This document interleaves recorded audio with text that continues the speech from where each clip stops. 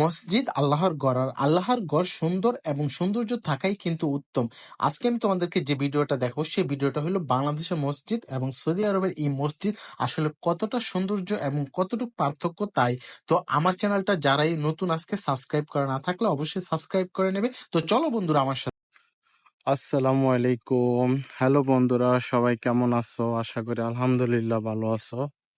আমিও আলহামদুলিল্লাহ তোমাদের দোয়ায় ভালো আছি। আজকে আমি তোমাদেরকে একটা সুন্দর ভিডিও দেখাবো। সেটা হচ্ছে যে সৌদি আরবের মসজিদগুলো বাংলাদেশের মসজিদের তুলনায় আসলে কতটা ডিফারেন্ট হয় বা পার্থক্য হয় সেটাই। তো এটা হচ্ছে সৌদি আরবের একটা মসজিদ, আমি যে জায়গায় থাকি সেই জায়গার। তো আলহামদুলিল্লাহ, আসলে মসজিদ আল্লাহর ঘর সবকিছুই আসলে সুন্দর।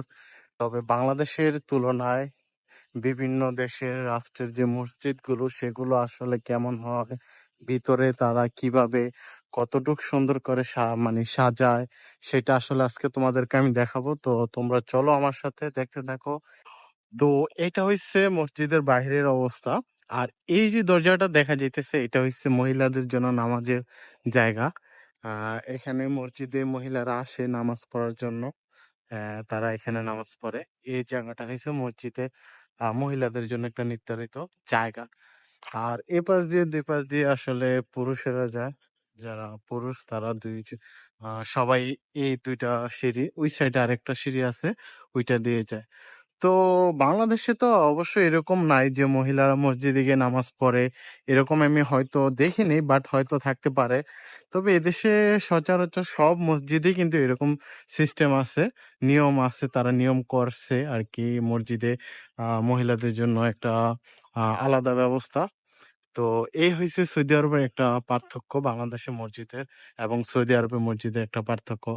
আর তো ভিউয়ার্স, এটা হচ্ছে মসজিদের ভিতরের দৃশ্য। দেখুন আলহামদুলিল্লাহ কার্পেট দিয়ে কিন্তু তারা পুরো মসজিদটা কিন্তু ঢেকে দিছে গরম শীতে, যাতে কোনো ধরনের কোনো সমস্যা না হয়। তবে আলহামদুলিল্লাহ মজার একটা বিষয় সেটা হয়েছে যে মসজিদে ঢোকার সাথে সাথে কিন্তু আপনি যে পানির যে বোতল, পানির যে অপশনটা, সেটা কিন্তু আপনি এই মসজিদে, সৌদি আরবের প্রতিটা মসজিদে কিন্তু আপনি দেখে থাকবেন এবং পাবেন। তবে কি জানেন, যখন অনেকে ক্লান্ত হয়ে আসে পানি তৃষ্ণার জন্য, তখন কিন্তু এই জিনিসটা তারা ব্যবস্থা করে রাখছে আলহামদুলিল্লাহ। তবে তারা কিন্তু এই মসজিদের ভিতরে কিন্তু জারবাতি দিয়ে, এই যে সুন্দর জারবাতিগুলো, এগুলো দিয়ে কিন্তু পুরো মসজিদগুলো তারা সুন্দরভাবে সাজায় রাখে। এবং এই জারবাতির যে ছোট ছোট জারবাতিগুলো প্রতিটা দেয়ালে কিন্তু চারপাশে তারা দিয়ে রাখছে, এবং এগুলো কিন্তু মাঝে মাঝে জ্বালায় দেয় যাতে সুন্দর দেখা যায় মসজিদে। সবাই নামাজ পড়তে আসলে একটা সুন্দর ফিল করে, বা আল্লাহর ডাকে যারা আসে সাড়া দেওয়ার জন্য, যাতে মসজিদের ভিতরটা দেখলে তাদের অন্তরটা সুন্দর নরম শীতল হয়ে যায়।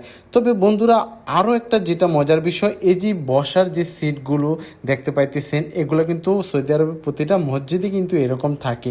প্রতিটা মসজিদে কিন্তু, বাংলাদেশে হয়তো এরকম থাকে না বা দেখি নেই।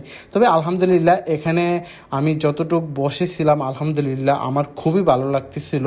কারণ আমি সবসময় আসার পরে এই মসজিদের ভিতরে ঢোকার পরে আমার একটা অন্যরকম ভালো লাগে, কারণ আমার বাসার পাশেই মসজিদটা। তো সেই জন্য আমি এখানে এসে নামাজ পড়ি। অন্য কোনো হয়তো মসজিদ আছে আরেকটু দূরে, বাট সেখানে আমি যাই না, এখানেই নামাজ পড়ি আলহামদুলিল্লাহ। তবে আরেকটা জিনিস লক্ষ্য করলে আপনি দেখতে পাবেন যে এখানে কিন্তু কতগুলো এসি, অনেকগুলো এসি।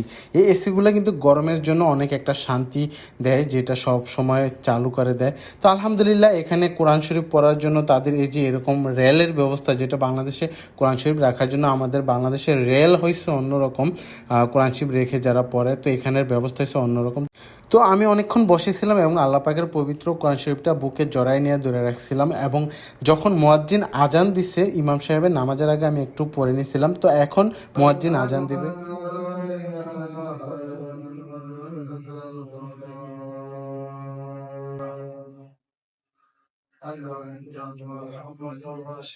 তো আলহামদুলিল্লাহ আমি নামাজ শেষ করে বের হয়ে গেছি এবং সবাই চলে যাচ্ছে যার যার বাসায়। তো অবশ্যই তোমরা কমেন্টে বলে যাবে আজকের ব্লগটা কেমন ছিল। আল্লাহ হাফেজ।